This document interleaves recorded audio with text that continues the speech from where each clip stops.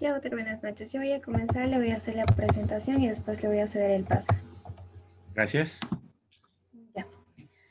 Buenas noches, damos la bienvenida al segundo taller de estadística aplicada a la investigación médica organizado por la Sociedad Científica de San Fernando, Sociedad Científica Médico Estudiantil Continental, Sociedad Científica de Estudiantes de Medicina Cayetano Heredia. Buenas noches con cada uno de los presentes. El día de hoy tenemos una nueva ponencia titulada Cálculo de la muestra, una ponencia que nos brindará toda la información puntual y veraz. Esta ponencia cuenta con la magnífica presencia del doctor Luis Alzamora de los Godos Urcia. El doctor es investigador en RENACIT Carlos Monge nivel 3, docente en la maestría de Gerencia Social en la PUC, autor de 12 libros en salud publicados en USA. Esta es una ponencia libre para todo estudiante y personal de salud. A lo largo de la ponencia pueden ir dejando sus dudas, las cuales se responderán al final de la ponencia. Antes de iniciar con la ponencia, se les recomienda no dibujar en la pantalla ni prender los audios y cámaras. En caso suceda cualquiera de lo mencionado, serán retirados de la sala y finalmente se les solicita el debido respeto al ponente y a los organizadores. Le doy el pase al doctor para que pueda iniciar. Muy bien. ¿Qué tal? ¿Cómo están? Buenas noches. La presente ponencia trabaja un tema muy importante que, como les había indicado, contado, está relacionado con el cálculo de la muestra. Entonces, ya semanas anteriores les iba viniendo a anticipar que en investigación cuantitativa el cálculo de la muestra es un elemento sumamente importante y que depende tanto de las variables de estudio, así como de la metodología y también de los diseños de investigación. Con un cálculo de la muestra adecuado voy a tener un nivel adecuado de predicción y capacidad de generalización de la hipótesis. Como saben ustedes, la investigación cuantitativa lo que trata de hacer son tres cosas fundamentales. Primero es reproducir hechos anteriores para volver a encontrar un hallazgo similar. Quiere decir que lo que se ha demostrado en otros estudios, probarlos que aquí también se están demostrando. Segundo, tratar de generalizar hallazgos a través de un análisis de una muestra de una población y de una población a un universo.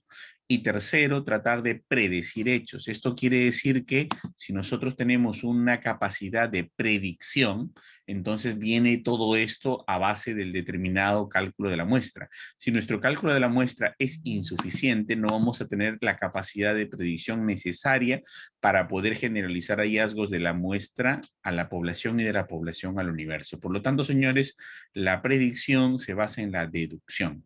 Y la deducción es cuando nosotros tenemos una población que ha sido inferido los hallazgos, cuyos resultados provienen de una muestra, y cuando un individuo tiene las dos variables o los dos factores potenciales de asociación, entonces podríamos decir que tiene probabilidades de obtener algo. Por ejemplo, si en un estudio yo pruebo que el fumar causa cáncer y encuentro que el 80% de los pacientes que fuman tienen probabilidad de tener cáncer y 40% de los pacientes que no fuman tienen probabilidad de tener cáncer de pulmón, entonces yo podría decir que cada persona que fuma tiene 6 veces o 10 veces o 12 veces más probabilidades de tener de pulmón. Si Pedro fuma, tendrá 10 veces más probabilidades de tener cáncer de pulmón que si no fumara. Y allí nos vamos al partido de la predicción. Cuando hablo de predicción, hablo yo de odds ratio, riesgo relativo, riesgo atribuible. Y obviamente esto tiene que ver no solamente en el campo de la predicción de la causalidad, sino también en la precisión diagnóstica, con el valor predictivo positivo, el valor predictivo negativo, también lo que tiene que ver con la sensibilidad y especificidad de los tests. Cuando trabajamos esto, obviamente estamos hablando de predecir. ¿Cuán predictivo puede ser un test para detectar una enfermedad? ¿Cuán predictivo puede ser un test para predecir que te vas a enfermar o vas a morirte de algo? ¿Cuánto de predictivo puede ser el hecho que tú consumas algún medicamento para saber qué enfermedad vas a tener? ¿O cuánto estás expuesto a una condición para saber de qué te vas a morir? Y eso obviamente tiene que estar relacionado con los hábitos, con algunos elementos que nosotros hemos podido identificar. Por ejemplo, la obesidad o el trastorno metabólico pues estaría relacionado o vinculado a problemas de arteriosclerosis, hipertensión y sobre todo a problemas cardíacos, ¿no? Si esto de acá está relacionado con el sistema renina-angiotensina, por lo tanto pues vamos a tener un efecto predictivo importante. Y esto lo puedo haber sacado yo de una investigación que realicé, de otras investigaciones que se realizaron, y como conclusión de ello yo voy a tener un efecto predictivo individual. Entonces son tres grandes utilidades que tiene la investigación científica: la capacidad de generalización, la capacidad de predicción y sobre todo la capacidad de replicabilidad de las investigaciones. Entonces, es por eso que nosotros siempre tenemos que hablar de muestras suficientes, muestras que sean representativas. Existen dos opciones para hacer una muestra. Una muestra puede ser representativa o puede ser no representativa. ¿Ok? A esto se le denomina muestreo probabilístico o no probabilístico. También hay dos opciones, ¿no? Cuando uno está hablando de muestra representativa, es que cumple con el tamaño de la fórmula. Cuando estamos hablando de una muestra que no es representativa, estamos hablando de que no cumple con el tamaño mínimo de las probabilidades de una fórmula. En segunda instancia, cuando uno habla de muestreo probabilístico, estamos hablando de un muestreo científico, cuantitativo. Si hablamos de muestreo no probabilístico, estamos hablando de un muestreo que va más allá, que es cualitativo, que no tiene nada que ver con lo cuantitativo y por lo tanto que no se usa. Por lo tanto, aquel que dice que está utilizando un muestreo no probabilístico se está equivocando de método. El muestreo no probabilístico se usa para la investigación cualitativa. El muestreo probabilístico se usa para la investigación cuantitativa. Así de simple.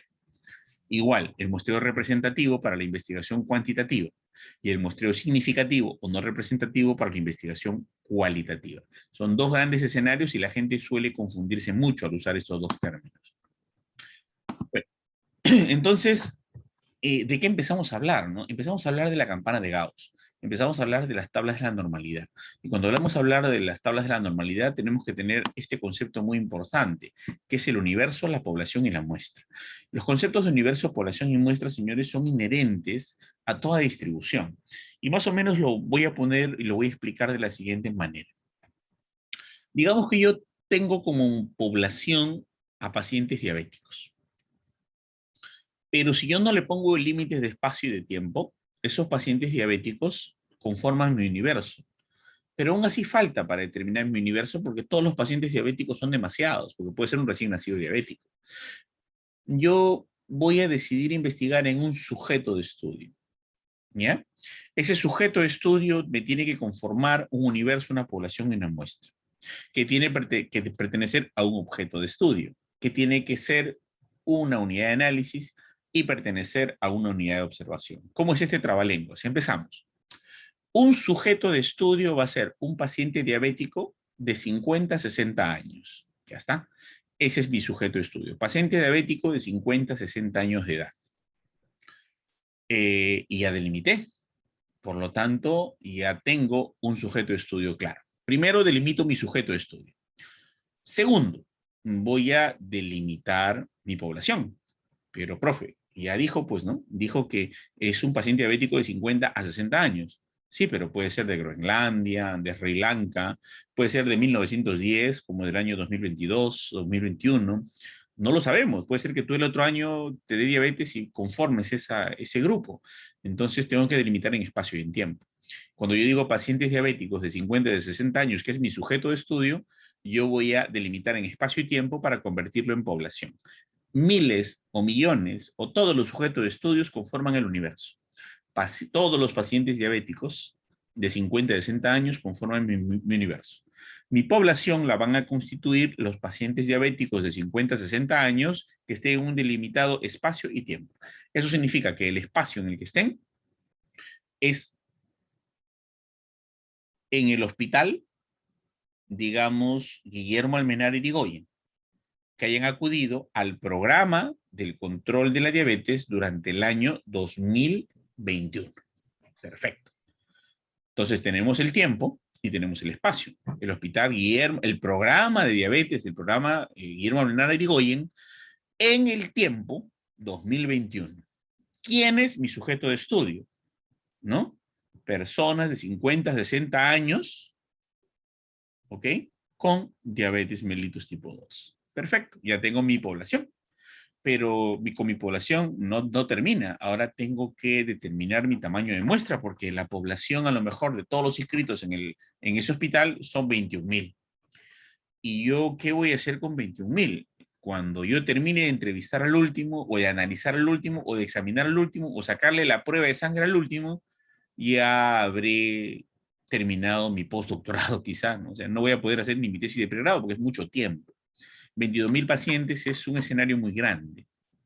Entonces, ¿qué tengo que hacer? Calcular una muestra. Y calcular una muestra que tenga un tamaño adecuado. Esa muestra que tenga ese tamaño adecuado va a ser aplicando una fórmula representativa aleatoria y al azar. ¿Ok? Entonces, ¿qué tengo que hacer? Pues entonces tengo un tamaño de muestra que cumple 3 criterios. Primer criterio, desde el inicio, que el sujeto de estudio es homogéneo. El universo es homogéneo, la población es homogénea, la muestra es homogénea. Quiere decir que la principal característica de la investigación científica es la homogeneidad en cuantitativa. Quiere decir que sean varones, miren, estoy delimitando más, de 50 a 60 años con diabetes mellitus tipo 2. Pero dicen que tiene que ser homogénea. Así que mientras mi universo es grande, ¿no? Yo tengo que delimitar mis criterios de inclusión, exclusión y eliminación. Y tengo que definir la homogeneidad. Entonces yo tengo que decir que los varones de 50 a 60 años que van a conformar mi sujeto de estudio, que van a conformar mi población, que es en el hospital Guillermo Irigoyen, Almenar Irigoyen, en el año 2021, que son 22.000, que es mi población, tienen que cumplir criterios de inclusión, exclusión y eliminación, porque los 22.000 también son muchos para ser una población. Y mi población para ser investigada tiene que ser homogénea. Entonces, para que sea homogénea, tengo que ponerle límites y evitar que las variables confusoras o las variables contaminantes o las variables intervinientes malogren mi investigación. Para ello digo, a ver, varones de 50 a 60 años que tengan diabetes mellitus tipo 2, que vivan en pueblos jóvenes, que sean convivientes, que sean padres de familia y que todos ellos sean obreros, que ganen entre 1.000 y 2.000 soles, que no tengan vehículo, que no estén inscritos en un gimnasio, ¿ok? Y que básicamente el trabajo de obrero sea un trabajo sedentario sentado. Ese será todo mi grupo. Criterios de inclusión, exclusión, eliminación. Exclusión, los que tienen cáncer, enfermedades degenerativas, crónicas. Criterios de eliminación, de repente chicos con síndrome de Down o de repente aquellos que no han logrado, digamos, la independencia económica y todavía viven con los padres. Eliminación. Selección. Y de esos 22.000 me va a quedar de población, porque la población se diseña, porque es homogénea, porque tiene que cumplir criterios de inclusión, exclusión y eliminación. Esa población, de los 22.000, me van a quedar solo 7.100 diabéticos. 7.100 diabéticos de 50 a 60 años, varones, que acuden en el año 2021 al Hospital Guillermo Almenar Irigoyen en el año 2021. Ya tengo mi población, que la diseñé y cumple mis criterios de homogeneidad. Ahora voy a calcular mi tamaño de muestra, utilizo una fórmula. Pero para usar la fórmula tengo que tener claro qué tipo de variable es. Si es variable cualitativa, si es variable cuantitativa. Si es variable cualitativa, utilizaré una fórmula. Si es variable cualitativa, utilizaré otra fórmula. Si es variable cualitativa, pero es un estudio descriptivo, una fórmula. Si es analítico o experimental, otra fórmula. Si es cuantitativa, pero es descriptiva, una fórmula. Si es cuantitativa, pero voy a utilizar dos grupos comparados, utilizaré otra fórmula. Ahí van 4 fórmulas. Entonces, y además, si tengo una población muy pequeña, a la cual amerita hacer la definición y la reducción del tamaño poblacional, al del tamaño muestral, al tamaño poblacional, tendré que aplicar una siguiente fórmula. Entonces, son 5 fórmulas matriciales que dan origen a las 79 fórmulas de Mendenhall, ¿no? Que son las básicas, que al final son 172 fórmulas en el libro de Mendenhall y Cochrane, que nos hablan de cada diseño una fórmula para el cálculo de la muestra. Son un montón. Pero la idea es no nos vamos a volver en súper especialistas calculando muestras y fórmulas, porque las pequeñas variaciones son pequeñas realmente. Y voy a enseñarles hoy día a través del OpenEPI cómo hacer un cálculo preciso con las cuatro fórmulas principales matriciales en línea. Entonces tenemos ya definido, ¿no?, el universo, la población y la muestra. Y la muestra es un grupo, ¿no?, que tiene que parecerse a la población y que tiene que tener la misma forma. Por lo tanto, es representativa, calculada con fórmula, y que tiene criterios de inclusión, exclusión y eliminación, similar o idénticos a la población. ¿Ok? Representativa, la representa. Y además, suficiente. El tamaño tiene que ser el adecuado, ¿no? Entonces, para hacer el tamaño adecuado, yo tengo que hacer el cálculo adecuado. ¿Y cuál es el cálculo adecuado? Es un dilema, ¿no? ¿Qué tamaño? Siempre me preguntan a mí los alumnos de maestría, de doctorado, de pregrado, ¿qué tamaño es el adecuado, es el óptimo? Entonces yo les digo, es que eso no depende. Eso depende de la fórmula y depende de las probabilidades de tus investigaciones anteriores. Y según un estudio anterior que nos dio una prevalencia, una incidencia de tal valor, o que nos dio una media de tal valor y la división estándar de tal valor, entonces el tamaño va a ser el que te va a hacer. Y bueno, calculan un tamaño de una muestra y desconfían si es suficiente o no es suficiente. Pues yo les hago una analogía muy simple, ¿no? A ver, ustedes tienen una persona que se accidentó, ¿no? Un basquetbolista de la NBA de 2 metros 35 que fue a visitar Machu Picchu. Y se fue por el centro del Cusco y le atropella un carro. Esa persona de 2 metros 35 se va al hospital y quieren sacarle un análisis completo de su sangre para ver el grupo sanguíneo, para hacerle un análisis completo además, ¿no? Para ver si tiene alguna enfermedad adicional. Y le sacan 1 centímetro cúbico de sangre, pero mide 2 metros 35. ¿Qué pasa si yo me accidento, que mide 1,70 m? Me sacan 1 centímetro cúbico de sangre. ¿Qué pasa si mi sobrino, que mide 1,20 m, se accidenta? Le sacan 1 centímetro de sangre, 1 centímetro cúbico. ¿Qué pasa si un recién nacido de 2,8 kilos necesita sacarse un análisis de sangre de este tipo completo? También le van a sacar 1 centímetro cúbico de sangre.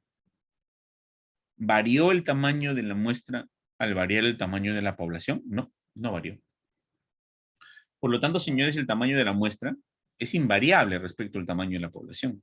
No sé por qué la gente anda desesperada buscando el tamaño de la población, ¿no? Porque lo más importante es definirla en sus criterios de homogeneidad. Lo más importante es saber sus criterios de inclusión, exclusión y eliminación para saber quiénes entran. Y harás la investigación cuanto tiempo sea necesario para completar la cantidad muestral que sea requerida. Y para que sea suficiente, para que tus datos tengan expresividad y tengan capacidad de inferencia y generalización. Si no, de lo contrario, el estudio no sirve. Entonces, en ese sentido, el tamaño de la muestra tiene que ser el necesario y es independiente del tamaño de la población. Profesor, ¿hay un momento en el cual el tamaño de muestra y el tamaño de población coinciden? Sí, hay un momento. Y en ese momento en el cual el tamaño de población y muestra coinciden, llegan en un punto en el cual son idénticos. Profe, ¿qué pasa si el tamaño de la muestra llega a ser mayor que el tamaño de la población? Bueno, tiene que juntarse el estadístico, tiene que juntarse tu asesor, el comité de investigación y ver si tu trabajo es viable. Porque si el tamaño de la población llega a ser más pequeño que el tamaño de la muestra, hay que ver la viabilidad del estudio. ¿Ya? Hay que tener mucho cuidado con la viabilidad del estudio. Puede ser que el estudio sea inviable. Entonces, ¿qué es lo que tienes que hacer acá? Si deciden estadísticamente y metodológicamente que es viable, que se puede, entonces aplicas el factor de corrección, donde tú vas a reducir el tamaño de tu muestra de acuerdo al tamaño de la población, pero por criterios científicos y metodológicos y estadísticos dicen que es posible. Por ejemplo, una enfermera quiso hacer una oportunidad en una tesis en la cual vino para darle mi opinión como asesor estadístico acerca de el tamaño de su muestra. Yo le digo, ¿cuál es su tema? Bueno, mi tema, doctor, es ver el liderazgo de la enfermera con el desempeño laboral de las mismas en el servicio de emergencia. Ah, un bonito tema, le digo, interesante. ¿Y cuántas enfermeras jefa va a estudiar? Me queda mirando. No, ¿cuántas enfermeras jefa va a investigar? Y me dice, bueno, enfermeras jefas. No, no, no, es una sola. Ah, es una sola. Ah, bueno, ok. Y segundo, ¿cuántas enfermeras de la muestra van a constituir? Ah, 7. A ver, explícame un poco. Es que es un hospital pequeño. Se llama tal hospital. Ok, ¿y cuántas enfermeras jefe hay en servicio de emergencia? Una. ¿Y cuántas enfermeras dependen de ella? 7. ¿Y qué va a haber? El liderazgo de esa enfermera, una, que enseña y hace que sigan el trabajo las 7. Y que tengan un buen desempeño laboral. Ah, le digo, interesante, ¿no? Interesante tema. Interesante. Digo, a mí se me ocurrió hacer una investigación una vez muy, muy, muy, muy importante, me digo, de ver cómo el machismo influye en la capacidad productiva agrícola de sus hijos, ¿no? En la sierra. Y pues entonces fui a una casa donde había un señor con 14 hijos y lo entrevisté y le pregunté cómo le había enseñado a sus hijos a sembrar la tierra, ¿no? Y cada uno de los hijos ahora tiene varias hectáreas de tierra y son agricultores muy, muy provechosos. Entonces yo puedo concluir que el machismo y la fuerza bruta hace que los hijos sean emprendedores y tengan sus chacras de tierra de manera independiente. La investigación la hice en un papá con sus 14 hijos. ¿Eso sería viable? Es una investigación familiar, ¿verdad? No es viable. Ojo, y es más muestra que lo que la enfermera dice. Una enfermera líder con 7 subalternas para ver el liderazgo de la enfermera y la productividad de las enfermeras. Absurdo. No hay suficiencia muestral. Dice, pero no, que mi estudio... No. Usted quiere medir dos variables. El liderazgo de la enfermera y la productividad de la enfermera. Punto. El tamaño de la muestra le dirá cuántas enfermeras jefe investigar.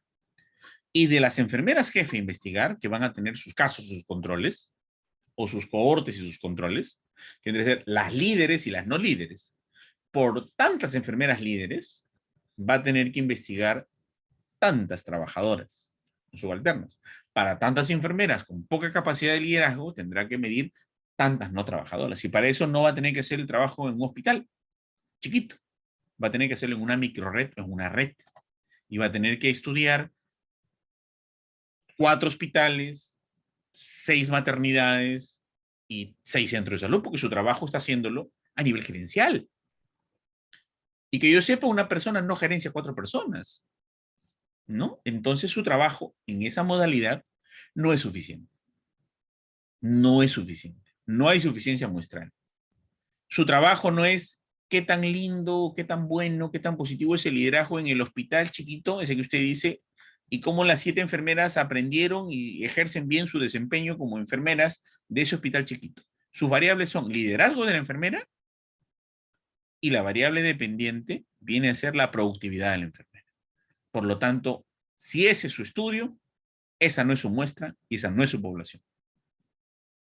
Así de sencillo. Bueno, se sorprendió, consultó y efectivamente el tema no era viable, ¿no? Porque la suficiencia de la muestra era muy pequeña. O sea, es como decir,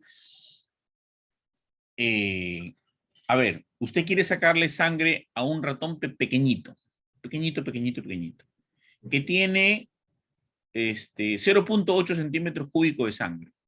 Pero usted quiere saber sus triglicéridos, sus lípidos. No va a poder, porque lo mínimo para hacer eso es 1 centímetro. Y ese ratoncito tiene 0.8. No va a poder. Va a tener que usar otros métodos, técnicas indirectas para saber cuáles son los valores que tiene, algún tipo de serología indirecta, inmunofluorescencia, otro tipo de cosas, pero la prueba convencional no. Eso no sirve para ese tipo de animal. Por lo tanto, no hay forma, porque si el tamaño de la muestra es más pequeño que el tamaño de la muestra es más grande que el tamaño de la población, simplemente el trabajo es inviable. Salvo que la Comisión de Ética e Investigación y el asesor, ¿no? Mediten la gran importancia y relevancia de un tema tan original, tan valioso, tan único como ese, que por lo tanto sí amerita hacerse la investigación. Esa es una situación de excepción, no es una situación de frecuencia. Por lo tanto, es lo menos prevalente. ¿Ok? Entonces, señores, otro ejemplo más simple, ¿no? Preparan ustedes una olla de sopa aguadito para 60 invitados. No van a tomarse un plato de sopa grande para saber el sabor de la sopa. Se toman 2 cucharitas. Y en las 2 cucharitas que se toman, saben el sabor de la sopa y saben si está a punto. Y se acabó. O sea, el tamaño de la muestra no tiene nada que ver. Ahora, con el tamaño de la población, si preparan una ollita pequeñita para una sola persona, igual tienen que probar una cucharada. Igual que para una olla gigante. Entonces, obviamente, esto tiene que ver con la capacidad de la proporción del tamaño de la muestra con la población. Nunca son coincidentes. Continuamos. Acá tenemos el concepto bien simple, fíjense ahí. Tenemos el concepto de población, ¿no? Tenemos el concepto de muestra, unidad muestral, variables y observaciones. Cuando hablamos de población, hablamos de parámetros. Cuando hablamos de muestra, hablamos de una porción representativa de la población. Cuando hablamos de una unidad muestral, es aquel sujeto que cumple con los criterios de inclusión, exclusión y eliminación. Cuando hablamos de la variable, son aquellos atributos o propiedades que voy a identificar en el individuo, que van a ser analizadas y por lo tanto, al ser analizadas, van a tener que ser estudiadas. Esas variables podrían ser edad, peso, talla, índice de masa corporal, glicemia. Y las observaciones que voy a hacer son los estadísticos estimadores muestrales, que vienen a salir de los parámetros poblacionales. Entonces, esto es lo que yo voy a observar y es lo que voy a trabajar de una cantidad del tamaño que hemos identificado de esa forma. Muy bien, entonces estos conceptos tienen que quedar claros. Población, muestra, unidad muestral, variables y observaciones. Parámetro para la población, ¿no? Y estadísticos o estimadores muestrales para las observaciones de una muestra. Muy bien, señores. El comportamiento de la muestra no siempre es la misma. Nosotros podemos tener, por ejemplo, digamos que estos son notas. Digamos que este es un salón de clases cuya nota promedio es 17. Y entonces acá tenemos el 20 y acá tenemos el 13. Pero acá tenemos otro salón en la cual la nota promedio es 13. Y están muy pegaditos. Y llegan como máximo hasta 15. Y llegan como mínimo hasta 9. ¿Se dan cuenta? Entonces acá tenemos un salón con mucha frecuencia en la nota baja. Y acá tenemos un salón con poca frecuencia, que diga la nota alta, pero baja en comparación a esta. Y acá tenemos otra que tiene mucha menos frecuencia en la nota promedio, pero más distribución equidistante hacia ambos lados. Ambas son dos campanas de Gauss normales, que cumplen con la distribución normal, equidistante a dos colas. Ambas tienen un comportamiento interesante. La diferencia es que aquí está más concentrada la desviación estándar. Y acá está más dispersa la desviación estándar. Acá los intervalos de confianza son más cortos, acá los intervalos de confianza son más largos. Acá el promedio está más concentrado, acá el promedio está más rebajado, más achatado. Por lo tanto, hay menor frecuencia de la variable promedio y mayor dispersión hacia los lados. Esto es el comportamiento de cualquier población que ustedes vayan a analizar de aquí en adelante. Y son temas que tienen que tener muy en cuenta. Cuando nosotros cogemos el análisis de una campana de Gauss y una curva normal, tenemos que tener en cuenta que tenemos una región de normalidad. Acá tenemos, por ejemplo, una región de normalidad desde aquí hasta aquí de 95.44%. 99.72, 68. Y así, ¿no? Que se usa como convención en la medicina y en las ciencias en general, que el 95% de confianza es lo que se debe utilizar. O sea, más o menos debe estar llegando a este punto. Si nosotros cogemos este punto y proyectamos, prolongamos un espacio a la recta numérica, más o menos va a caer en el valor de 1.96 a la izquierda y 1.96 a la derecha. Cuando hacemos esa distribución, tenemos que 1.96 a la derecha y 1.96 a la izquierda se denominan intervalos de confianza. Los intervalos de confianza de la media, que es 0, y como verán son chiquitos, son pequeños. Un intervalo de confianza de 1.96 positivo a menos 1.96 negativo, distribuido y equidistante hacia ambos lados con respecto a la media, que es 0, nos muestra pues una distribución normal. El error estaría justo en el corte del 1.96 positivo y el 1.96 positivo de los intervalos negativos de los intervalos de confianza hacia la izquierda al infinito y hacia la derecha al infinito. Esos puntos de corte son las regiones de rechazo de la hipótesis nula que va a salir y deducirse de mi población cuando yo voy a hacer mi investigación. Y esta distribución normal, el tamaño poblacional, se tiene que cumplir en mi diseño muestral. Cuando vemos aquí la distribución de la normalidad en la campana de Gauss, lo estamos viendo con valores, ¿no? Entonces más o menos 1.96 nos va a dar por más o menos aquí. Y el 1.96, que más o menos aquí, equivale a 2.5% de error a la izquierda, 2.5% de error a la derecha. Eso quiere decir que si sumo 2.5% de error a la izquierda más 2.5 a la derecha, me dan juntos 5%, con un 95% de confiabilidad de la población y un 5% de error hacia ambas colas, equidistante de acuerdo al diseño. Y esa es la famosa curva de campana de Gauss médica o sociológica, porque lo usan tanto sociólogos como médicos, y sobre eso se trabaja pues el cálculo de la determinación del tamaño de la muestra para investigación cuantitativa, nuevamente repito, ¿no? Entonces, en ese sentido, señores, hay que tener en cuenta que esta distribución normal es bien sencilla, ¿no? Se asume que el 95% de toda población es normal y un 5% pertenece al error.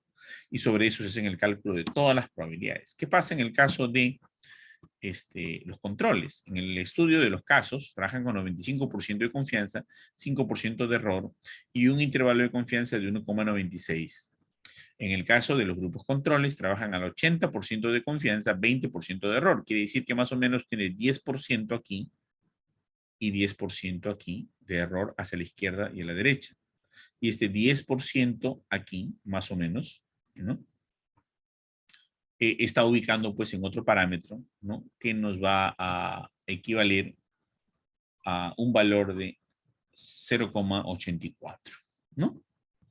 Bien, señores. Entonces, sobre ese sentido, pues vamos a tener los valores 1,96 y 0,84 para los casos y para los controles. En el caso que sea un estudio de casos controles, en el caso que sea un experimento y de testigo igual, en el caso que sea una cohorte con su no expuesto, lo mismo, ¿no? Entonces, esta es la famosa campana de distribución normal, que es la que tenemos que manejar y aprender para el cálculo de la muestra. Obviamente, todo esto va a ser tranquilamente calculado por diferentes software. El SPSS me permite el cálculo de la muestra, el Stata me permite el cálculo de la muestra, el System me permite el cálculo de la muestra, el Minitab, ¿no? El MATLAB, e incluso el OpenAPI, que es un programa que vamos a trabajar en este instante, me permite también el cálculo de la muestra. Pues acá tenemos, miren, lo que les hablaba, un intervalo de confianza en 95% con 1,96 de intervalos a la izquierda y a la derecha, ¿no? Y si mi muestra es bilateral, obviamente tenemos un error de alfa medios, 2,5% a cada lado. Si es unilateral, el 5% estará orientado en un solo lugar, ¿no? Entonces acá tenemos una hipótesis unilateral mayor que menor que. Acuérdense de eso, ¿no? Y a mí me molesta mucho cuando se plantean hipótesis, por ejemplo así, ¿no? La obesidad se relaciona significativamente con la diabetes mellitus. Yo no sé por qué plantean hipótesis así. O, por ejemplo, la obesidad se relaciona con la diabetes mellitus. O la obesidad está relacionada con la diabetes mellitus. La estadística dice algo bien simple. Mayor que, menor que. A mayor nivel de obesidad, mayor nivel de diabetes mellitus. La hipótesis es nula. A mayor nivel de obesidad, menor nivel de diabetes mellitus. Y se acabó. Y esto lo dice la matemática, ¿no? Pero bueno, la gente le tiene miedo al manejar al crear las tendencias que a las finales, pues, acabamos planteando hipótesis que cualquier que sea el resultado nos vale igual o nos sale igual, ¿no? Ok. A ver, ¿me escuchan? Creo que se bajó un poco la señal. Chicos, ¿me escuchan? Jóvenes, ¿me escuchan? Sí, se escucha. Ah, ya, gracias. Estaba un poquito entrecortado. Bueno, continúo. Sí, maestro. Ok, Sí, sí lo gracias. escuchamos. Se fue un poquito la señal, pero sí lo escuchamos. Ok, Está ok, gracias. perfecto. Gracias, perfecto. Muy bien. Entonces acá tenemos la campana de Gauss, ¿no? Con sus intervalos de confianza que le están mostrando a través de toda una distribución. Entonces un ejercicio con valores, ¿no? Con respecto al punto de encuentro del error. Acá tenemos, miren, la distribución asimétrica a la izquierda, lo que nosotros tenemos algunas pruebas estadísticas relacionadas con la distribución simétrica, pero también algunas pruebas estadísticas se pueden utilizar cuando existen desviaciones asimétricas, ¿no? Acá tenemos una simétrica izquierda, donde la media se encuentra a la izquierda, la mediana siempre está al centro, la moda está hacia la derecha.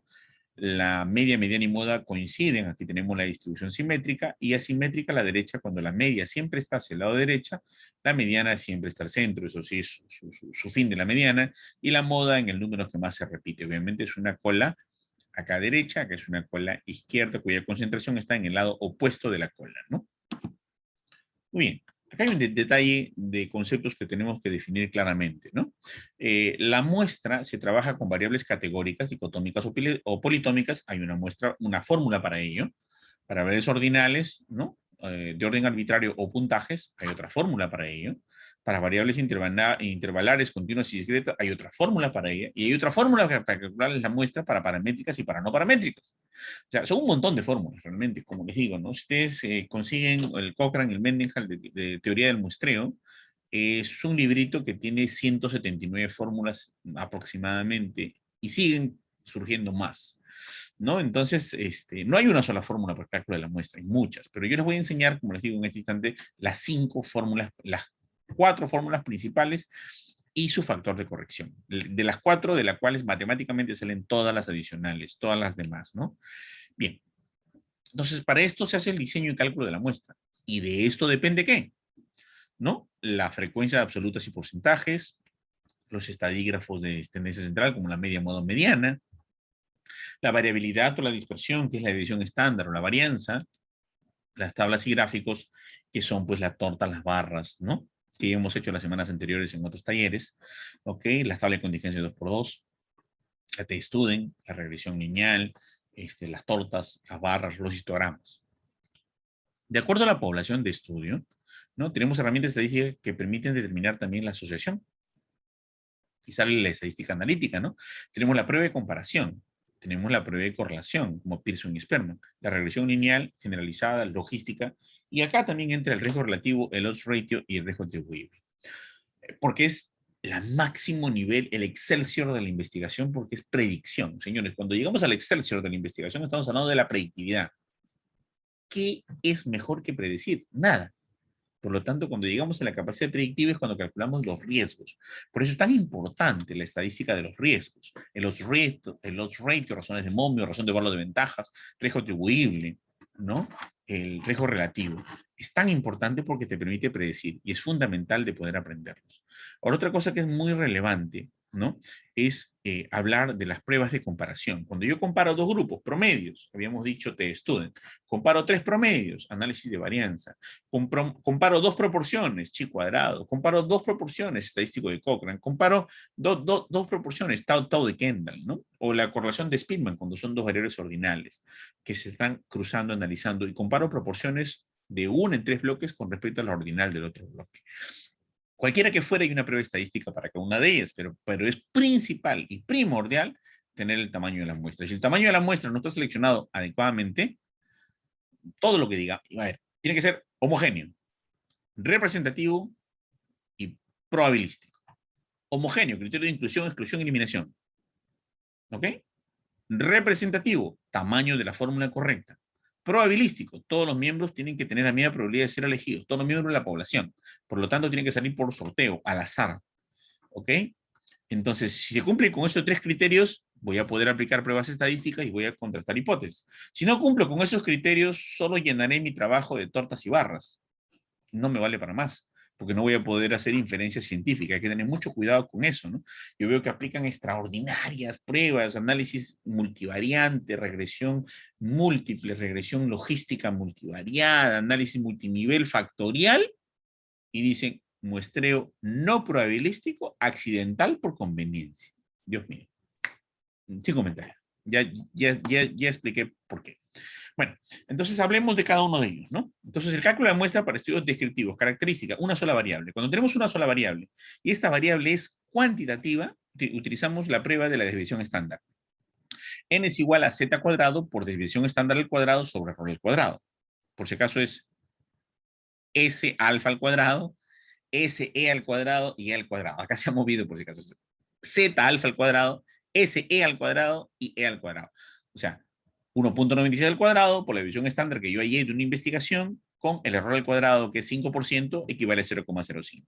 Entonces, el motivo de mi investigación es encontrar en antecedentes o investigaciones previas el valor de la división estándar del estudio que yo quiero. Por ejemplo, si yo tengo que el valor de la hemoglobina en niños escolares del kindergarten, o lo que le llaman acá el jardín o la educación preescolar, tiene un promedio de hemoglobina de 10 con una división estándar de 0,6.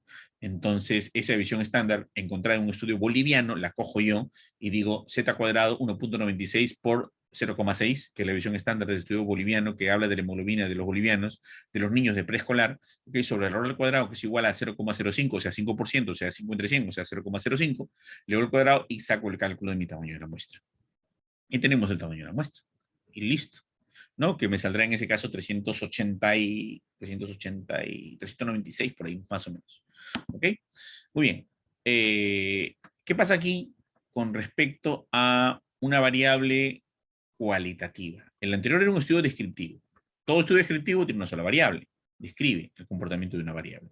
Acá tenemos una variable cualitativa. Por ejemplo, a ver, yo quiero saber el dominio de metodología de la investigación de los alumnos de la Universidad San Marcos.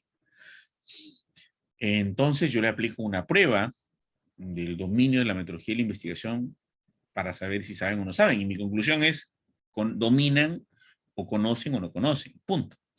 Entonces para eso le aplico un cuestionario de 40 preguntas. Los que sacan de 21 a 40 conocen, los que sacan de 20 a menos no conocen, ¿no? O sea, dominan o no dominan, o manejan o no manejan, o saben o no saben. Ok. Entonces, tengo que un estudio de México, el señor Ramírez, reporta que el 65% de los estudiantes de medicina logran dominar la metodología de la investigación al tercer año. Muy bien, entonces acá va 65, ¿no? Por ciento entre 100, 0,65, por su complemento 0,35. Esto ya lo saben, 1,96 al cuadrado, acá 0,05 al cuadrado. Solamente hay que buscar esto en una investigación previa. Y ni solamente este, porque este más este da 1, o sea, 0,65. ¿Ok? Y entonces ese resultado sale y, bueno, calculo y me sale 362 por ahí, más o menos. Entonces esto es para una variable cualitativa, una sola variable cualitativa en un estudio descriptivo, igual que el anterior. Pero ¿qué pasa si el estudio es explicativo? O experimental, o analítico. Ahí falta colocar experimental, por favor. Disculpen ese detalle. Entonces, cuando un trabajo es explicativo o experimental, generalmente compara dos variables, ¿no? Entonces, una variable cuantitativa la va a comparar en dos grupos y va a probar esos grupos. Por ejemplo, en primer lugar, hay que entender que hay dos campanas de Gauss, un grupo caso, un grupo control, un grupo experimental, un grupo control, un grupo expuesto, un grupo no expuesto en las cohortes. Entonces, cuando yo tengo esos dos grupos, yo podré hacer un estudio analítico. Solo se llama estudio explicativo o analítico cuando yo comparo dos grupos, uno con la causa, otro sin la causa, uno con el efecto, otro sin el efecto, uno con digamos, el modelo, otro sin el modelo, o uno con el esquema, otro sin el esquema. Pero son dos grupos, siempre. No puedo llamarle explicativo si no tiene dos grupos. Eso es ley, norma. ¿Ok? Y lo van a encontrar en Dawson y Trap, ¿no? Entonces tenemos z alfa más z beta al cuadrado por 2 veces la división estándar del mayor al cuadrado sobre la diferencia de promedios al cuadrado. Ya, sé cuánto vale z alfa, 1,96, que se trabaja al 95% de confianza en la campana de Gauss. Y habíamos dicho que al 80% de confianza en la campana de Gauss, que es el grupo control, se trabaja normalmente con el valor 0,84. Entonces acá 1,96 más 0,84, todo le va al cuadrado. Por 2 veces la división estándar del mayor. Ajá, acá viene la investigación. Ese capítulo que le mandan ustedes a hacer, que se llama revisión de la literatura, antecedentes y investigaciones previas, no es para rellenar el proyecto, por si acaso. Muchos dicen, no, es trabajo de relleno. No, eso sirve para dos cosas. Para tu discusión de tus resultados cuando tengas tu trabajo concluido, pero sobre todo en etapa inicial para el cálculo de la muestra. Si yo no sé cuánto es los hallazgos de una investigación previos, yo no puedo calcular muestras. Simplemente no se puede calcular una muestra sin investigaciones previas. Entonces, a ver, yo quiero probar aquí, pues, la metformina, cuántos kilos bajó de peso, versus la dieta común. Metformina con dieta versus metformina sin dieta. A ver, pues hay un estudio que compara la eficacia de la metformina con dieta y dice que la metformina con dieta baja un promedio de 12 kilos en 6 meses, acaba 12. Una división estándar de 3 kilos. Mientras que, mientras que solamente la dieta baja un promedio de 8 kilos, con una división estándar de 2,5. Entonces acá será 4, acá será 12 kilos, acá será 8 kilos, resto dividido, ¿no? 1,96 más 0,84 todo al cuadrado por 2 veces la división estándar del mayor al cuadrado por 4 al cuadrado, sobre 12 menos 8, todo elevado al cuadrado, y ahí tenemos el cálculo de la muestra. Pero todo esto viene de investigaciones anteriores, señores, no puede salir de la imaginación. O sea, hay alumnos que me sorprenden cuando llevan su trabajo de investigación o su proyecto a un estadístico y dicen, cálculeme la muestra. El estadístico le cobra una cantidad, no sé cuánto, puede ser, bueno, es irrelevante, y le dice, aquí está tu muestra. Gracias. Y se va. ¿What? O sea, el estadístico tiene acceso al Henry, al PubMed, al ProQuest, al Science Direct, a Scopus, al JAMA, a Web Science, a JSTOR. Ha revisado, encontrado ese artículo científico que le interesa, la literatura primordial, ha encontrado ese valor, lo ha reemplazado, lo ha calculado y te ha dado la muestra. No. ¿Cómo la calculó? Si lo que se necesita, lo único que se necesita son las investigaciones previas. Lo único que se necesita son las investigaciones previas. Y es lo único que el estadístico no tiene. Entonces, ¿qué te calculó? ¿No? Es una preocupación ahí, ¿no? Cuando relacionamos dos variables cualitativas, ya en un estudio explicativo o experimental también, ¿no? Igual, yo tengo z alfa más z beta al cuadrado, 1,96 más 0,84 todo elevado al cuadrado, pero yo tengo primero P1 por Q1 y P2 por Q2. ¿Qué es P1 por Q1 y P2 por Q2? En primer lugar, P1 por Q1 es tu hipótesis. Y P2 por Q2 no es otra cosa que la población normal. Por ejemplo, yo tengo un trabajo en el cual quiero probar que el fumar causa cáncer de pulmón. ¿Ok? Un ejemplo viejo que lo vengo repitiendo hasta el cansancio, ¿no? Entonces tenemos P1 por Q1. Fumar cáncer de pulmón en el 60% produce cáncer de pulmón. Fumar el cigarrillo en el 60% produce cáncer de pulmón. Muy bien. 60 por 40. Y la población en general sufre cáncer de pulmón, ¿ok? De un determinado grupo de riesgo, mayores de 60 años, digamos que en 35%. 60 por 40 por 35 por 65. Entonces sería 1,96 más 0,84 por cuadrado por 65 por 35. Más, ¿ok? 35 por 65 sobre 65 menos 35 todo elevado al cuadrado. Y ya está. Calculamos el tamaño de la muestra y lo que nos sale acá es el número.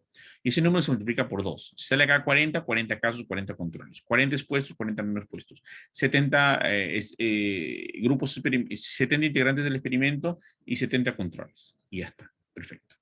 Y tenemos el cálculo de la muestra. Aquí viene comité de ética e investigación, comité de expertos, metodológicos, reunión, sesión de estadísticos. ¿Qué pasa, profe? La muestra mínima necesaria para saber la generalización de tus hallazgos debido a los antecedentes y la proporción de la cual la muestra puede generalizar inferencia a la población y la población al universo es 215. Pero tengo una población de 90. Tienen que reunirse el equipo y decir si tu trabajo vale o no vale, es viable o no es viable, o si no, coge otro hospital, o 2 hospitales, o trabaja en una red. ¿No? Esta fórmula no debería aplicarse o debería aplicarse en lo más mínimo, ¿no? La corrección. Muestra final es igual a muestra calculada sobre una más muestra calculada sobre población. Porque la confiabilidad de los resultados van a caer mucho, mucho. Los intervalos de confianza se van a ir, ¡boom!, hacia los lados. Imagínense ustedes una campana de Gauss que tenga intervalos de confianza y que esto más o menos llegue a mi pared de allá y la otra punta a mi pared de allá. Imagínense esos intervalos de confianza. Enormes, ¿no? O sea, porque el tamaño de la muestra es mucho menor que el tamaño de la población. Eso, como digo, se hace en casos de emergencia. Eso se hace en casos muy complicados, muy complicados. Bueno, entonces, ¿qué es P, no? P es la prueba de hipótesis. Este P del que estamos hablando aquí, este P, de acá, P1, P2, es la prueba de hipótesis, ¿no? Para una proporción.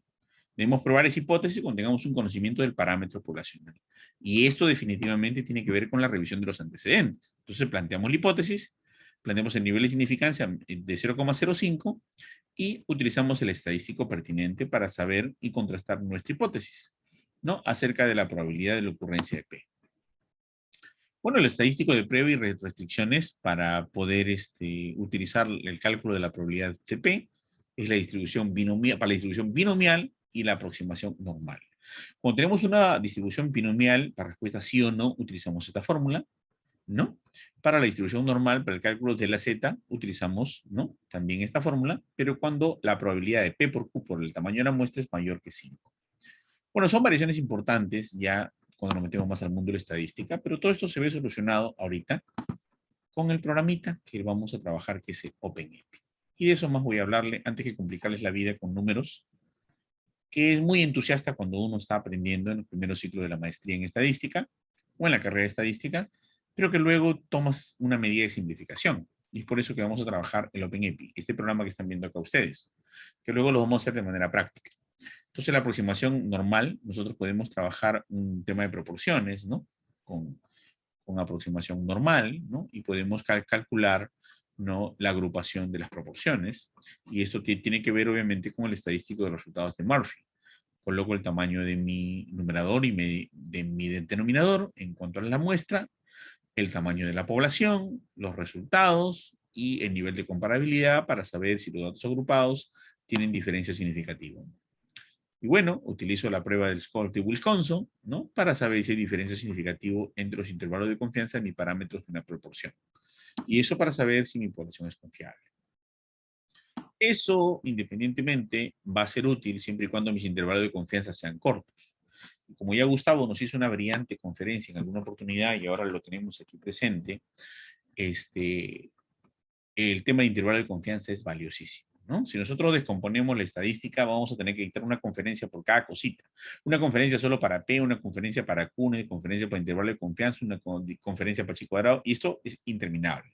Sin embargo, estamos tratando de hacerlo amigable y sintético para que no se peleen con la estadística. Al contrario, vean las herramientas que son factibles y amigables para ustedes, que vamos a presentarlas ahora, ¿no? Intervalo de confianza, entonces, en una proporción de una distribución binomial, ¿no? Es importante, porque tenemos hacia la derecha y hacia la izquierda los márgenes de confiabilidad de tu predicción, ¿ok? De tu distribución normal, de tu promedio.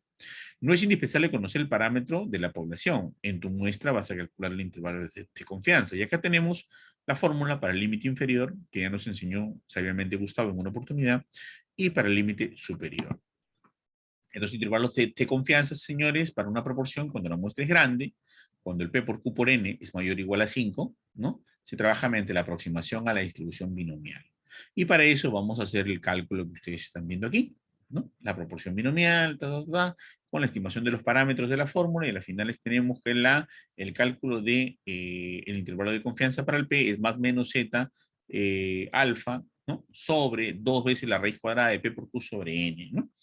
¿Y para qué hacemos eso? Para una cosa bien simple, sacar el despeje de la fórmula y el cálculo de la muestra. Son procedimientos, artilugios y artificios que nos permiten deducir el tamaño de la muestra. Y bueno, acá tenemos lo mismo de los datos agrupados para una proporción. Bueno, esto ya lo hemos visto, el tamaño de la muestra, P por Q sobre R al cuadrado. Acá hay un ejemplo práctico. Tamaño de una muestra para P, ¿no? Es decir, el cálculo del factor de corrección que les explicaba yo. N calculado es igual a N sobre 1 más N sobre población. Y acá tenemos el cálculo del tamaño de una muestra para una proporción, para casos y controles y para cohortes. Para el caso de una sola proporción, en el caso de un estudio cualitativo, de una variable cualitativa, se utiliza la primera opción proporciones, acá se deja en 1.000.000 la población, y acá se coloca la frecuencia encontrada de una investigación previa. Y se hace el cálculo, le hace el clic y ya está, ¿no? Acá tenemos la muestra para una proporción. En el caso para muestras para la diferencia de P1 y P2, quiere decir cuando tú comparas dos grupos, un grupo caso, un grupo control, un grupo cohorte, un grupo control, un grupo experimento con su testigo, entonces utilizamos esta fórmula del cálculo de la muestra, que es un poquito más compleja, ¿verdad? Muy bien, y esta fórmula deducida y simplificada ya se la hemos mostrado en la parte superior, en la clase inicial. Cuando hablamos del tamaño de la muestra para P1 y P2, ¿no? Acá tenemos el desarrollo, ¿no? Y qué significa cada uno de los elementos, que no vale la pena tocarlos ahorita, pero quiero mostrarle de dónde nace la fórmula del OpenEpi. ¿Ok? Este es el tamaño de muestra ajustada, ¿no? Y bueno, y acá un ejercicio práctico para ello. Pero vamos a hacerlo directo, señores, en el OpenEpi. Para la cohorte, muy similar a los casos y controles que ustedes acaban de ver arriba como ejercicio, ¿no? Para la cohorte utilizamos la otra opción que se llama estudios de cohorte, ¿no? Y utilizamos el intervalo de 95 con 80% de confianza, utilizamos los valores de expuestos y no expuestos, para luego hacer el cálculo respectivo, ¿no? Nos va a salir un tamaño de la cohorte esperada o la cohorte deseada. Bien, entonces paso a hacerle, señores, en este instante la prueba a través del OpenEpi, ejercicios en vivo, sin más palabreo, sin más nada que sea pertinente, repetirles o enmarcarlo. Vamos a colocar aquí openepi.com. Openepi.com, simplemente así, openepi.com, listo. Y ahí tenemos nuestra página de la Universidad de Emory, ¿no? Y nos vamos a tamaño de la muestra. En tamaño de la muestra vamos a proporción. Fue proporción. Ok. Entonces, en proporción, como verán ustedes, les dije que el tamaño de la población no importa. El tamaño de la población puede ser 1.000.000. Una persona de 2 metros 35, un centímetro cúbico, un recién nacido de 3 kilos, 1 centímetro cúbico. O sea, lo dejo en 1.000.000. Pero, por ejemplo, quiero conocer la prevalencia de estudiantes de enfermería anémicos. Entonces yo encuentro un estudio boliviano del señor Mamani que nos dice que la prevalencia de estudiantes de enfermería con anemia es del 28%. Entonces no tengo otro estudio, es lo más próximo, nadie se le ocurrió investigar algo parecido. Le pongo 28% de este estudio de Mamani. Siempre trabajo la precisión absoluta al 5% porque es justo la distribución de la campana de Gauss con cola izquierda y cola derecha 2.5 a cada lado. Mantengo el 5% y simplemente le doy Enter. Me voy ahora a calcular. Y miren, al 95% de confianza tenemos una cantidad o tamaño de la muestra de 310 personas, al 80% de confianza 133 y así, ¿no? ¿Qué pasaría a ver si esta 310 le reduzco el tamaño de la población? Para comprobar lo que le estoy diciendo. Ya no 1.000.000 de personas. A ver, digamos que sean 4.000 personas, ¿ya? De 1.000.000 a 4.000. Es bastante pequeño, ¿no? Entonces, ¿cuánto nos sale? Miren, 208, a 95% de confianza, 288 personas. Y con 1.000.000, 310. Quiere decir que 22 personas más nada más subieron. 288 personas a 310. Es lo que le decía, ¿no? El tamaño de la población no importa en una investigación. Lo que importa son los antecedentes y las investigaciones previas, ¿no? Y solamente el tamaño de la investigación importa cuando no tienes la suficiencia necesaria y eso es un factor de corrección, pero ahí no te salva la estadística, te salva la opinión de los expertos para ver si es aplicable o viable en tu investigación. Ahora vamos a ver un caso y control no pareado. Conocemos un caso y control no pareado, damos clic en introducir datos, ¿no?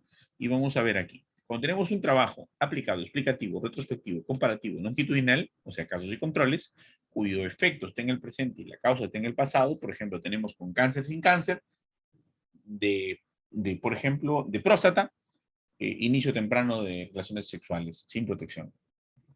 Con cáncer sin cáncer de pulmón, en el pasado, tantos años fumado. Con cirrosis hepática, sin cirrosis hepática, ¿cuánto licor has consumido en el pasado? O sea, casos y controles. A ver, voy a utilizar el tema de cirrosis hepática. Habíamos dicho que todo trabajo de casos y controles trabaja 95% de confianza el grupo caso y 80% del grupo control.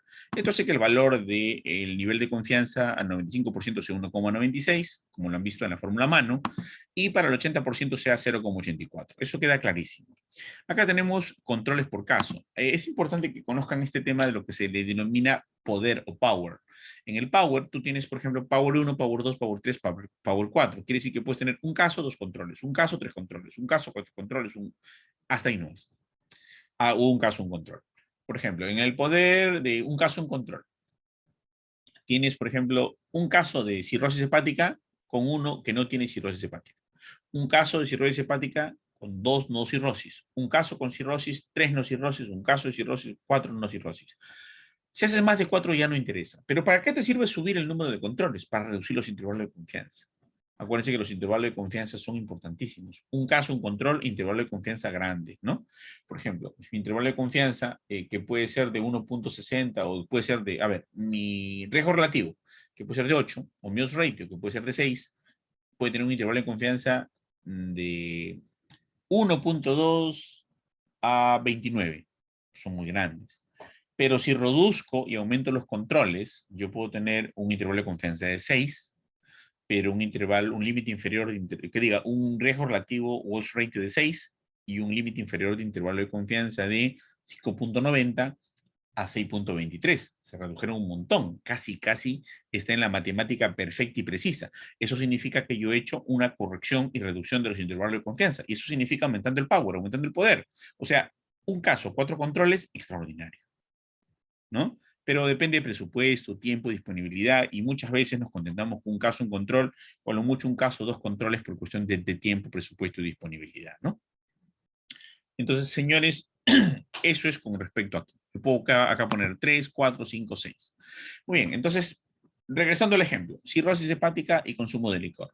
Encontramos un estudio en el cual dice que la prevalencia de cirrosis hepática de la población en general es de 21%. Van a acabar con cirrosis la mayoría de las personas por diferentes causas, medicamentos o lo que sea. Pero se ha encontrado que en los pacientes que tienen, en los pacientes que consumen licor, la prevalencia de cirrosis hepática sube a 44%. Muy bien. Este es un estudio, el primero es un estudio del señor Feinstein de Inglaterra, y el anterior, que nos reporta la frecuencia de cirrosis hepática en general, es un estudio de la CDC, donde nos habla de la prevalencia de cirrosis hepática global de toda persona que es mayor de 70 años. ¿Ok? Muy bien. Entonces, 44 contra 21, un odds ratio de 2,96. Si nosotros vamos a calcular, fíjense cuánto nos sale el tamaño de la muestra. Nos sale el tamaño de la muestra 73 casos con 73 controles. Quiere decir 73 personas que tienen cirrosis hepática van a ser estudiados para ver su prevalencia de consumo de alcohol versus 73 personas que no tienen cirrosis hepática que vas a estudiar o determinar su prevalencia de consumo de alcohol. 73 casos, 73 controles. Y para eso se usa, señores, el cálculo de la muestra de casos y controles. Gracias. Sí silenciaron, ¿no? Por ahí se escuchó algo que... Ok, gracias. Luego tenemos el estudio de cohorte y ensayo clínico, ¿no? Cuando hablamos de la cohorte y el ensayo clínico, estamos hablando de un estudio aplicado, explicativo, prospectivo, comparativo, longitudinal, proyectivo, ¿no? Repito, aplicado, explicativo, prospectivo, comparativo, longitudinal.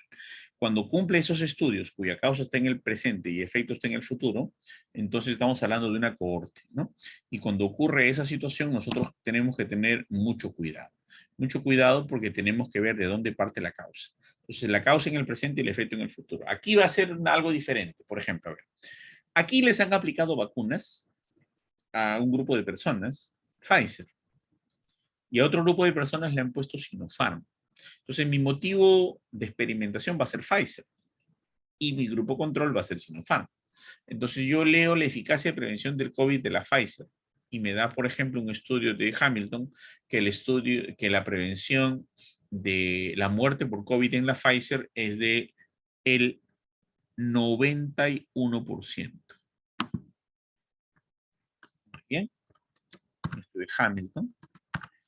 Ay, disculpen, 91. Mientras que el estudio de Steiner en Nueva Zelanda nos reporta que la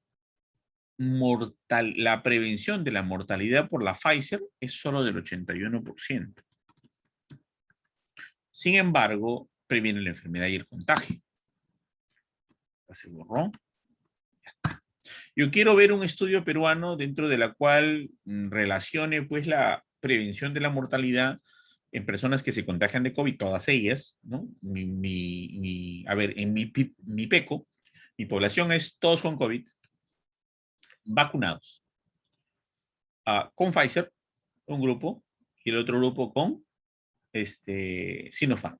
Pero todos tienen COVID. Todos tienen COVID. Llegan al hospital por COVID. Tengo dos grupos. ¿Ok? Y yo voy a investigar cuántos se mueren, ¿no? La prevalencia de mortalidad. Entonces, ese es el efecto esperado. Según entonces un estudio, ¿no? La prevención de la mortalidad, ¿no? De este señor de Inglaterra es de 91% con la Sinopharm, mientras que el otro dice que la Pfizer tiene la prevención de la mortalidad cuando estás enfermo de 81%. Muy bien, ahí tenemos eso. Un odds ratio de un riesgo relativo, ¿no? De 1,12. Calculamos, por favor. Y necesitamos 222 pacientes con Pfizer y 222 pacientes con Sinopharm que yo tengo que seguir desde que llegan cuidados intensivos, ¿no? Contagiados todos con COVID grave, ¿no? O severo, que se hospitalizan, que ambos tienen 2 dosis de Sinopharm, otros 2 dosis de Pfizer, ¿no? Y hacer el pronóstico a ver cómo llega la mortalidad, ¿no? Entonces, esto es un estudio muy interesante, ¿no? Ya de cohortes, ¿no? Igual puede aplicarse en un trabajo de tipo experimental. Cuando hablamos de diferencia de medias, dense cuenta que todos los esquemas anteriores han sido para variables de tipo cualitativas. Ahora nosotros vamos a aplicar el esquema para variables de tipo cuantitativas. Cuando hablamos de variables de tipo cuantitativas, entonces nos hemos ido a esta opción del OpenEpi. Ya hicimos proporción, caso de control pareado, cohorte y ahora estamos en diferencia de medias. Cuando tenemos esto, tenemos que, bueno, siempre todo estudio caso, control, cohorte y no expuesto, experimento con testigo, gol estándar, cualquiera, ¿no? Ok, tiene 95% para el grupo caso, 80% para el grupo control, 95% para el grupo cohorte, 80% para el grupo no expuesto, 95% para el experimental, 80% para el testigo o gol estándar. Ok, eso ya queda definido. Ya lo tienen claro, 1,96, 0,84, su nivel de confianza. Ok, entonces, por ejemplo, yo quiero estudiar y encuentro, quiero estudiar la eficacia de 2 dietas para bajar el peso. Y encuentro, por ejemplo, la albúmina versus la glutamina. Entonces, un estudio reporta que la albúmina, en un estudio inglés, ¿no? De Whitaker, reporta que la glutamina permite una baja de peso de 14 kilos ¿no? Con una desviación estándar de 3. Y la otra, que es la glutamina y la albúmina, produce una baja de peso de 12 kilos y una desviación estándar de 2, ¿no? Entonces, yo voy a aplicar, ¿no? Yo voy a aplicar ahora la prueba y voy a ver el resultado, ¿no? Entonces yo voy a aplicar y voy a darle clic en calcular. Entonces voy a tener que tener 26 personas a las que le voy a dar glutamina y 26 personas a las que le voy a dar albúmina para saber cuál de las dos tiene una mejor eficacia en la reducción del peso. Como verán ustedes, señores, hemos hecho una comparación bien interesante y tenemos pues el tamaño de la muestra calculada. Acá no hay población, acá no hay población ni se asoma. En caso control no hay población, ni en cohorte hay población, ni diferencia de media de población. Lo único donde hay población, y esto que es 1.000.000, es en la proporción poblacional. ¿Quién es el mito, por favor? La población no es necesaria para hacer una investigación. Ahora no vamos a potencia. Y vamos a números aleatorios, porque acuérdense que no solamente la investigación tiene que ser homogénea, criterio de inclusión, exclusión y eliminación, sino además tiene que ser, además de homogénea, tiene que ser representativa, el tamaño correcto con la fórmula que acabamos de ver a través del OpenEpi, y además tiene que ser aleatoria, ¿ok? O probabilística, ¿no? Tiene que ser aleatoria, que todos los miembros de la población tengan que tener la misma oportunidad de ser elegidos en el tamaño de una muestra, ¿ok? Entonces, eso se llama aleatoriedad, eso se llama hacer muestreo probabilístico. Entonces, por ejemplo, digamos que tenemos un tamaño de población de 1.200 y una muestra de 300. Entonces, mi número mínimo es 1, el número mínimo es 1, el tamaño de la muestra, o sea, el valor más alto de toda la población es 1.200, dije. ¿Ok? Y el tamaño de la muestra es ¿cuántos números quiero? 300. ¿Ya está? Mi población es el número más alto, ¿no? Es el tope de la población, es el mínimo. El número que quiero es el tamaño de la muestra, que es 300, ¿no? Bueno, esto lo voy a hacer en 5 filas y voy a hacer el cálculo. Para saber los números aleatorios de los integrantes que voy a elegir. Y acá están, señores, maravillosamente, 300 números elegidos de 1.200 personas o individuos. Esos son los números y los códigos que yo los voy a asignar, los voy a repartir, van a ser los códigos finales de historia clínica, del código RENIEC, del código registro público, es un código que yo lo inventé, voy a meterlos todos en una base de datos y les voy a poner un número, entonces del número 1 al 1.200 y luego los voy a chequear y sortear, y estos son los que yo voy a elegir aleatoriamente para poder hacer mi investigación. Si yo no hago un trabajo con aleatoriedad, no respeto los principios de investigación científica cuantitativa. Un trabajo que no es probabilístico no es investigación cuantitativa. Sirve para la investigación cualitativa, el muestreo intencional. Hay que tener mucho cuidado para saber qué tipo de muestreo se utiliza para cada tipo de escenario o cada tipo de cosas que yo pueda estar analizando. Entonces, señores, eso es básicamente lo que quería mostrarles respecto al cálculo, ¿no? Y respecto al OpenEpi. Bueno, señores, gracias. Sin más ni más, ¿no? Hemos terminado con el tema. Ya saben, estas son mis redes sociales. El PDF siempre se los paso. Le dan clic para acceder a muchos videos de cálculo de la muestra, de diseños estadísticos, de talleres de probabilidades, ¿no? Y todo el material que ustedes ya conocen. Bueno, chicos, gracias entonces. Dejamos de compartir y estamos atentos a las preguntas que vayan a hacer cada uno de los que están aquí presentes. Doctor, muchas gracias por la ponencia. Tenemos 2 preguntas. Nos dice, ¿qué es más importante? ¿El buscar en un estudio el valor, por ejemplo, de la desviación estándar o hacer un estudio piloto? Bueno, nosotros podemos obtener los valores de 2 fuentes. Si bien es cierto, la principal o una de las primeras fuentes es encontrar los antecedentes previos. Yo hago las 2 cosas. ¿Ya? Hago un estudio piloto y hago adicionalmente la revisión de los antecedentes de la literatura. Porque mi estudio piloto puede tener sesgos. Mi estudio piloto puede tener problemas de selección. mi estudio piloto puede tener criterios erróneos. Yo primero reviso en la literatura y los antecedentes las probabilidades, con eso hago el cálculo de la muestra. Del cálculo de la muestra, del tamaño de la muestra, yo voy a coger recién el 10%, y ese 10% le voy a hacer el muestreo piloto, pero el piloto, ¿para qué me va a servir? Me va a servir, bueno, en caso que no haya ninguna investigación en el planeta y sea único en el mundo, y sea totalmente original y candidate al Nobel, mi piloto me va a servir para calcular el P y el Q, o el X1 y el X2 para hacer mi trabajo de investigación, primero. Pero básicamente mi piloto me sirve para otra cosa. Su utilidad es totalmente diferente. La utilidad del piloto, señores, es probar el instrumento para ver su validez y su confiabilidad, su precisión y su exactitud. Y voy a aplicar, ¿no? Y ahí utiliza otro tipo de estadística. Utilizaré el test de Chebyshev, el test de Goodman y Flanagan, el test de dos mitades, el test de alfa de Cronbach en sus 5 variantes de alfa de Cronbach. Existen alfa de Cronbach para variables dicotómicas, ¿sí o no? Alfa de Cronbach para respuestas múltiples de 1 a 3. Hay alfa de Cronbach para 5 alternativas, de la 1 a la 5. Hay alfa de Cronbach para variables cuantitativas, ¿no? De las cuales son totalmente abiertas para responder con un número. Eh, variedad, ¿no? Entonces voy a aplicar la beta de Raju, la prueba teta, la binomial, las correlaciones parciales, la prueba factorial aglomerada, agrupada, y aplicaré una prueba estadística para determinar la validez estadística de mi instrumento, pero ahí no queda. Una vez que yo apliqué y ya pienso que mi instrumento es válido, es correcto, está bien elaborado, bien trabajado, entonces yo llevo mis instrumentos que ya pasaron por la validez estadística a los jueces. Entonces yo selecciono 10 jueces y a los 10 jueces le llevo mi instrumento con una ficha que me diga pregunta por pregunta, correcta, no correcta, ¿no? Un puntaje de 0 a 7. Entonces en ese puntaje me evalúan la calidad de la pregunta en base a la consistencia, claridad, precisión, coherencia, lógica y redacción. Entonces cada juez me pone un puntaje. Una vez que terminan de entregarme todos los puntajes, yo lo meto al SPSS o al programa que quieran y aplicaré la prueba de Aiken, ¿no? La R de Aiken, la B de Aiken y la H de Aiken, que son para la validación de constructo y la validación de contenido de mi instrumento a través de juicio de expertos.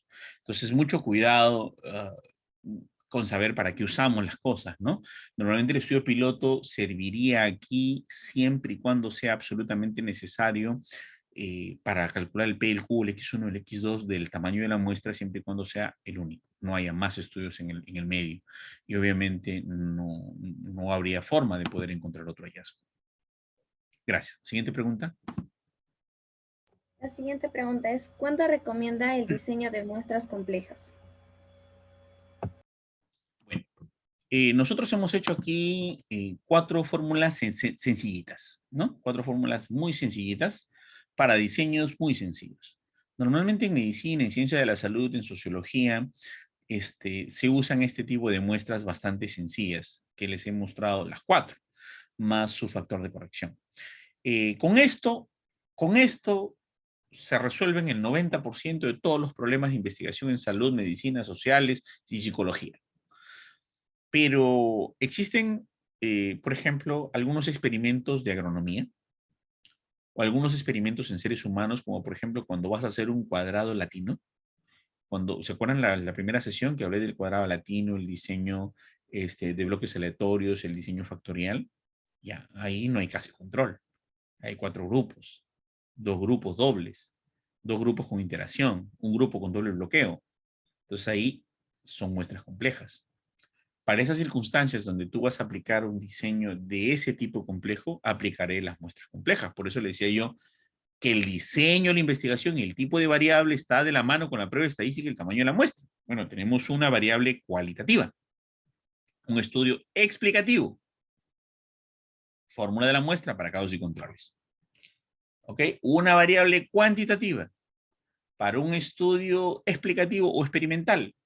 Tenemos cálculo de la muestra para comparación de medias. Y así, cada cálculo de la muestra va a variar. Pero si tienes un diseño de bloques aleatorios, un diseño cuadrado latino, un diseño contrabalanceado, más anidado y permutado, o tienes, por ejemplo, un diseño factorial simple, factorial múltiple, esto no te sirve para nada. No hay opción. ahí vas a utilizar fórmulas de cálculo de la muestra complejas, ¿no? Que son 179 en total, 179 fórmulas complejas. ¿Ok? Y ustedes pueden bajarse o comprarlo, porque no lo encontraron en internet hasta la fecha, teoría del muestreo de Mendenhall, y van a encontrar toditas las fórmulas desde la primera hasta la última, estas 4 que les he mostrado cómo nacen y dan origen a todas las demás, y cómo mediante derivación e integración se generan y se calculan diferentes muestras. Por eso, señores, los especialistas de investigación en otros países son, por ejemplo, solo hay una persona que hace muestreo, ¿sí? Solo se dedica a muestra. Esa es su vida, nace, muere, vive en la muestra y el muestreo, porque es una súper especialidad. O sea, ¿no? Y uno a medida que va aprendiendo investigación se va dando cuenta que hay súper especialidades en cada uno de los componentes que se va trabajando, ¿no? Bien, ¿alguna otra pregunta? Dice, para estudios psicométricos, ¿cuál es la fórmula que se aplica? Bueno, vuelvo a responderle de la misma manera, ¿no? Si el estudio psicométrico es para casos y controles, si es para cohortes, si es para perspectiva histórica, si es para experimentos, va a variar cualquiera de estas fórmulas, pero si va a probar un test, si va a solo probar un test, va a tener que utilizar pruebas de las proporciones, ¿no? Para hacer correlaciones parciales, para trabajar correlación lineal, correlación de Pearson o Spearman, ¿no? Y una vez que tengan ustedes esas correlaciones parciales, pues someter de esta fórmula muy simple, que es z cuadrado por b por q sobre r al cuadrado, la que tenía en la fórmula 1.000.000, ¿no? Luego aplicarle el test de Eigen, ¿no? La B, la H, la R de Eigen, y sobre todo el test de Goodman y Flanagan, ¿no? Una vez que he pasado con el test de Goodman y Flanagan y los test de Eigen, recién vas a validar los instrumentos. O sea, hay algunas personas que hacen tesis o investigación solo validando un test psicométrico, y esa es su tesis, la validación del test psicométrico. Yo he visto tesis doctorales donde validan un test psicométrico reconstruido y readaptado por el psicólogo, ¿no? Y entonces, y cuando hacen eso, pues es completamente válido. Algunos estudiantes de medicina pueden de repente tener una opinión diferente y decir que no es muy amplio o profundo el trabajo, pero sí, es válido, es necesario y se tienen que hacer porque los test psicométricos que se aplican en Estados Unidos valen para Estados Unidos, valen para su escenario. Por ejemplo, todos los años se cambia el test del Lidgum-Stinger, el test de Hamilton de depresión, el test de Coops, ¿no? El test de Spielberg, todos los años varían. Y tú pagas a la APA, la Asociación de Psicólogos Americanos, tus $400 por año. Y acá tengo varios amigos psicólogos, doctores que aquí han venido, invitados, y que ellos compran su test y le viene su cajita, ¿no? Sellada, lacrada, con su CD. Bueno, antes venía CD, antes disquete, ahora viene USB, ¿no? Con su clave, ¿no? Con su llave, sus discos o sus DVDs de instructivos, sus tests en papel lacrado, que solamente los marcas se sirven para una vez, compran 100, 200 tests en papel cuché, ¿no? Con lector óptico, incluso con una lectora que va al aparato de la computadora para poder ser leídos, ¿no? Y luego de esos, con sus procesamientos y sus calculadoras automáticas con su software. Entonces, cada año cambia eso. O sea, si de un año a otro año no te sirve el test de Hamilton para ver la depresión, porque hace 3 años te deprimías porque te abandonaban, o porque hace 20 años, porque tu esposo, pues, no sé, digamos, se fue de viaje un año y no volvió, pues ahora, si el esposo se va de un año y no volvió, la mujer es más feliz o está más contenta porque el tiempo ha cambiado de repente, está con sus padres, o de repente, no sé, se da un espacio, pueden haber otras realidades. Pero hace 30 años la mujer se suicidaba de repente, porque se iba el hombre de su vida. Ahora no, ¿no? Hay otras miradas en el mundo del punto de vista profesional y eso ha evolucionado. Entonces, si de año a año cambian los test, de país a país cambian los test. Entonces, obviamente, la validación de los test, ¿no? Las perspectivas de la crítica de la validación de los test varían mucho. Por eso que llega mi test al Perú, ¿no? Hay psicólogos que solo lo aplican, pero hay otros que dicen, no, voy a hacer una validación del test psicométrico y lo mando el resultado a ellos. El año siguiente, eso les sirve a la app, el año siguiente te mandan 3 o 4 test gratis, ¿no? Y además, no solamente eso, sino te ponen como co-investigador y ganas ciertos plus investigando y probando sus tests. O puedes decirle, yo quiero probar sus tests, a ver si puede aplicar al Perú, para que manden el adaptado. Entonces recibes obsequiado el nuevo, ¿no? perteneces a su investigación, asociación APA, y luego te financian y luego pues adaptas el test y luego envían uno adaptado para Latinoamérica o para Perú y otros países. Y es válido, ¿no? Se usa para tesis doctoral y de maestría la validación de los tests, pero allí no es una validación con pruebas estadísticas para determinar chi cuadrado, test en regresión lineal, para ver riesgo relativo, odds ratio, riesgo atribuible. No, ahí estamos trabajando sensibilidad y especificidad, valor predictivo positivo, valor predictivo negativo. Utilizarás las correlaciones parciales, utilizarás obviamente positividad y negatividad de los test, y además vas a emplear una estadística muy fina, pero basados, como les digo, en el test de Goodman y Flanagan y otras pruebas para validación de instrumentos, ¿no? Bien, siguiente pregunta. La siguiente pregunta es, ¿cómo es que se fija la muestra de un estudio de casos y controles en una investigación que analiza más de un factor de riesgo? Dice el señor Mendejal que un estudio de casos y controles es un caso, un control y un solo factor de riesgo. Si tú tienes 2 factores de riesgo, son 2 tesis. Si tienes 3 factores de riesgo, son 3 tesis. Por lo tanto, hay que hacer un cálculo de la muestra por cada factor de riesgo. Hay gente que le gusta investigar un montón, ¿no? Y dice, por ejemplo, en qué medida la obesidad, no, factores de riesgo para la diabetes mellitus. Con diabetes, sin diabetes mellitus, y pone a ver 10 factores o 20 factores atrasados. Bueno, por cada factor son 60-60, 80-80, ¿no? Y si tienes 10 factores, son 80 por 10, son 800, ¿no? Y así, por cada uno vas calculando. En algunos te tocará 80-80, otros 40-40, otros 30-30, otros 60-60. Y ojo, que los escogidos para esa predicción ya no sirven para los demás. O sea que tener mucho cuidado con esa finura de poder ser seleccionados, ¿no? Hay gente que puede o hace simplemente el grupo caso y el control, tiene el caso y el control y le mete 40 factores y ya dice, ¿no? Ahora calculo con 30-30 y ya está todo. No, ese es un error, ¿no? Por cada factor de riesgo es un cálculo de la muestra. Siguiente. Y finalmente dice, ¿qué libro nos recomiendan utilizar? Dawson y Trapp, ¿no? Bioestadística médica de Dawson y Trapp, más el Johnson, ¿no? Que es de epidemiología. Entonces, el Johnson de epidemiología y estadística, bioestadística médica de Dawson y Trapp, que no crean que solo sirve para los médicos, ¿eh? Sirve para todos, ¿no? O sea, lo que pasa es que en el Dawson y Trapp se han unido uno de los mejores estadísticos norteamericanos con un médico epidemiólogo brillante y han convertido la teoría de la causalidad en matemática y en estadística. Y ambas son usados, mira, lo usan en agronomía, lo usan en ingeniería mecánica, lo usan en ingeniería industrial, lo usan en diferentes áreas del conocimiento. O sea, no porque lo haya hecho un médico y un estadístico o bioestadístico en la Universidad de Texas, significa de que ese libro solo nace, muere en la medicina. Ese libro se usa en todos los escenarios y para mí es mi Biblia y espero que sea la Biblia de ustedes también. Gracias. Bueno, doctor, en agradecimiento y reconocimiento por todo su apoyo brindado en el desarrollo del taller, le presentamos los siguientes certificados por cada una de las ponencias que usted ha venido brindando a nombre de la Sociedad Científica de Estudiantes de Medicina Cayetano Heredia, la Sociedad Científica Médico Estudiantil Continental y la Sociedad Científica San Fernando. Muchas gracias, doctor, y estos certificados también se les hará llegar a su correo electrónico. Muy agradecido, jóvenes. Participantes. Okay. Eso sería todo. Más bien, muchas gracias a cada uno de los participantes. Muchísimas gracias. Hasta luego.